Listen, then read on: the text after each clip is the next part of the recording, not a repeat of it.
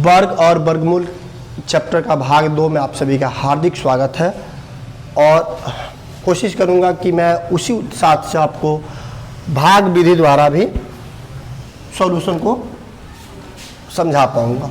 ठीक है, देखिए हमने पिछले कक्षा में पढ़े थे एक वीडियो में कि किसी भी संख्या का वर्गमूल निकालने की दो विधि होती है, जिसमें से पहली विधि थी अभाज्य गुणनखंड विधि और दूसरी विधि थी हमारी भाग विधि, जिसमें से पहला विधि आपको पिछले वीडियो में बढ़िया से बता दिया गया है। दूसरा विधि जो था वो था हमारा भाग विधि। ठीक है, अब यहाँ पे ध्यान देना आपको भाग विधि को कैसे बनाया जाए। इसमें कोई बाउंडेशन नहीं है कि किस संख्या का निकालेंगे किस संख्या का नहीं। इसमें हम किसी भी संख्या का वर्गमूल निकाल सकते हैं, बशर्ते वो दशमलव में जाएगा। ठीक है, अब आइए कोई संख्या लेते हैं छोटा सा, पहले 2 अंक से हम कोशिश करेंगे निकालने का पहला संख्या। ठीक है, पहली संख्या में आपको दिया गया है 28। 28 को भाग जैसे करते हैं वैसे हमने भाग ऐसे करते हैं हम लोग, लेकिन भाग ऐसे ना करवा के हम क्या करेंगे, इसी लाइन को हम सीधा करेंगे और राइट साइड वाला लाइन थोड़ा सा छोटा ही रहेगा, काफ़ी चलेगा, और यह थोड़ा लंबा करेंगे। और ऊपर बार जो देते हैं ये 2 संख्याओं का देते हैं, आगे चलिएगा हम समझाएंगे। अभी फिलहाल देखिए 2 संख्याओं का दिए हैं और दोनों संख्या पेयर के साथ ही कभी भी ये रहेंगी पेयर के साथ, एक ही साथ काउंट होगा, एक ही साथ जो भी होगा तो एक साथ लेंगे तो ये क्या कहलाएगा 28। वो कौन ऐसी संख्या है, जैसे 5 हम लिए हैं तो 5 को नीचे भी लेना पड़ेगा, गुणा कराने में 25, यानी वह कौन ऐसी संख्या है कि उसी संख्या से गुणा कराने पर या तो 28 आ जाए या 28 से कम वैसी संख्या है जो इससे एकदम कम होगा, पूरा कम नहीं, इससे एकदम पास होगा, नियरेस्ट वैल्यू होगा। ठीक है, यानी 25 इसके पास है, 6 लेंगे तो ये आ जाएगा 36, जो इससे अधिक हो जाएगा। ये रफ करते हैं बाबू, बगल में रफ करना अनिवार्य होता है। अब देखिए 5 लिए हैं तो 5 ही लेंगे नीचे। अब इसको गुणा कराने पर क्या आया हमको 25। अब जैसे भाग में घटाते हैं तो घटाएंगे 3 और यही संख्या 5 से 5 में गुणा कराएंगे तो 1 को उधर लिख देंगे। अब इधर गुणा करा के लिखते हैं, नीचे घटा के लिखते हैं और इधर जोड़ के लिखते हैं, यानी संख्याओं को जोड़ेंगे और थोड़ा स्पेस लेकर। ठीक है, 3 आया ना, यानी इसका आंसर लगभग 5 होगा, लगभग में 5। लेकिन हमने आप बोल रहे हैं सर क्या इसको एग्जैक्ट वैल्यू निकाल के दीजिए, तो हम क्या करेंगे, एक डेसिमल लगाएंगे और डेसिमल के बदले भाग में क्या मिलता था हमको 1 0, तो वर्गमूल में क्या मिलेगा 2 0। हमने बताया कभी भी जोड़ा के साथ आएगा वर्गमूल। ठीक है, अब आइए यहाँ पे 3 से अगर जाते हैं, सपोज मान लीजिए अगर बगल में 3 लेते हैं तो नीचे भी 3 लेना पड़ेगा और ये चला जाएगा 309 पे, तो ये संख्या अधिक हो जाएगी। अधिक न जाके हमको क्या करना है, कम पे जाना है, तो 2 दूना 4 0 2। ठीक है, अब ये आएगा 6 और 9, 96 हुआ क्या, तो अब 2 हो गया 4 0 1। अब हमने बताया कि एक 0 बैठा जाता है भाग में, इसमें कितना 0 बैठते जाएगा, 2 2 0 बैठते जाएगा। 9, तो 9 से आ जाइए, तो 9 से कितना जा रहा है 94 41। ठीक है, तो यहाँ पे आ जाएगा 9 6 6 6 6 5 4 9, यहाँ पे आपका 1 आ जाएगा कट। ठीक है, यहाँ पे क्या उतरा 9। अब हम देखिएगा, ध्यान दीजिएगा कि रूट 28 का वर्ग क्या निकला हमारा, 5.29। अब देखिए 9 आया तो नियरेस्ट वैल्यू क्या दे देगा 5.3। ये या दशमलव से अधिकतम 3 अंकों तक कटाते हैं, नहीं तो 2 अंक तक काफ़ी है, हम लिख सकते हैं 5.3। ठीक है, या ये लिखिए या ये लिखिए, दोनों बात बराबर है। आप लोग जो बच्चे सन्निकट मान पढ़े होंगे उनके लिए बेहतर है, वो समझ जाएंगे। ठीक है, देखिएगा अब थोड़ा सा 3 अंक में एक ले लेते हैं, जैसे पूर्ण वर्ग के लिए ले रहे हैं 121। अब यहाँ पे ध्यान दीजिएगा, थोड़ा सा इसको देखते हैं 121, इधर वाला थोड़ा छोटा लेंगे। अब इसमें जोड़ा लगाइए, दाहिने हाथ से लगाते हैं, जोड़ा लगा किसका लगा 21 का लगा, बच कौन गया 1 बचा हुआ है मेरे पास। तो 1, और वो कौन ऐसी संख्या जिसको गुणा कराने पर 1 आ जाता है, 1 से 1 में गुणा कराइएगा तो 1 ही आएगा। यानी 1 गुणा 1 बराबर 1, ये कट जाएगा, ऊपर से क्या उतरेगा 1, इधर तो गुणा कराएंगे तो 2 आएगा। आप साइड में क्या लिखेंगे 1 लिख दिया। यहाँ तक प्रोसेस समझ में आया। क्या बोला हमने कि वो कौन ऐसी संख्या है जिसको उसी से गुणा कराने पर 1 आ जाए। तो 1 वो संख्या है, एक जिससे गुणा कराते हैं, मतलब जो संख्या लेते हैं वो एक बार यहाँ पे उतरता है और गुणनफल अंदर उतरता है और ऊपर से यहाँ पे जोड़ के नीचे लिखते हैं, ठीक है।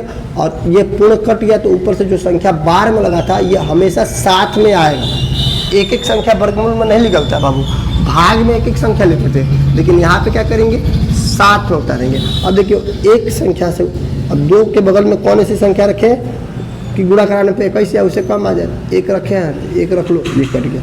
तो ये नीचे कट गया तो क्या हो जाएगा, ये अब आगे बढ़ेगा ही नहीं।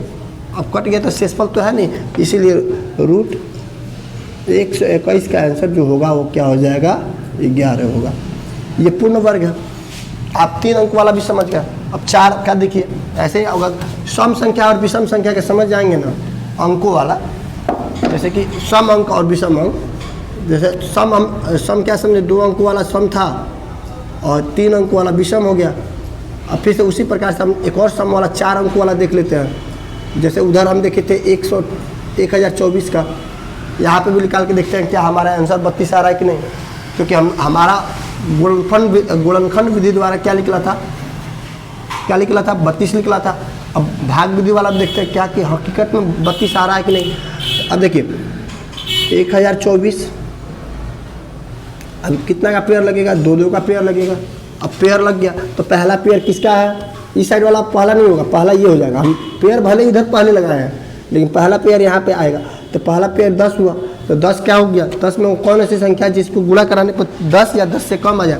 देखो 2 से शुरू करते हैं, 2 दूना 4 हो जाएगा, 3 से 3 तरीका 9 और 4 कर लेंगे तो 16 हो जाएगा। जो अधिक है, अधिक ना जाके उसके जस्ट बगल वाला हम कम में जाते हैं, यानी 3 तरीका 9। ऊपर जो संख्या लिए नीचे ही लेंगे 3 तरीका 9 और कटा हुआ है, ठीक है। और हमने वो क्या बोला कि इसको गुणा कराकर अंदर और एक संख्या बगल में उतार के और साइड में क्या करते हैं जोड़ के लिखते हैं। यहाँ तक तो हमको लग नहीं रहा है कि ये इतनी भारी टॉपिक है जो आपको समझ में नहीं आ रहा होगा। सिंपल है, आप बस शांति मन से बैठ कर देखेंगे और समझेंगे तो आसान है।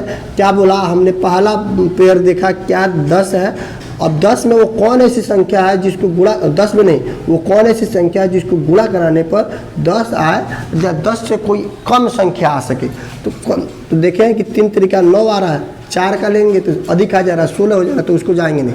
10 में 9 से 10 में से 9 घटाएंगे तो 1 आया। ऊपर से जो पेयर होता है वो साथ ही साथ उतरता है, तो 24 नीचे उतर गया। अब देखो 6 में वो कौन ऐसी संख्या है जिसको गुणा कराने पर 124 आ जाए या उससे कम आए। तो 1 लेकर चल रहे हैं तो क्या हो जा रहा है 61 आ रहा है, लेकिन ये उससे कम, ज़्यादा कम है। हम आगे बढ़ के देखते हैं कि 2 से करा रहे हैं तो 2 दूना 4, 6 दूना 12। क्या एग्जैक्ट वैल्यू आया, क्या यानी आया, तो एग्जैक्ट आया तो और बेहतर है कि कट जाएगा, और कट जाएगा तो हमको आगे के काम करना नहीं पड़ेगा। अब ऊपर संख्या बची नहीं है कि नीचे उतरे, तो ये जो 2 था वो उतर जाएगा। अर्थात हमने क्या देखा था पिछले गुणनखंड विधि द्वारा में कि क्या आ रहा था, इसका आंसर 32 आ रहा था, यहाँ पे भी 32 आ रहा है, यानी हमने जो बनाया दोनों के दोनों सही बनाया है।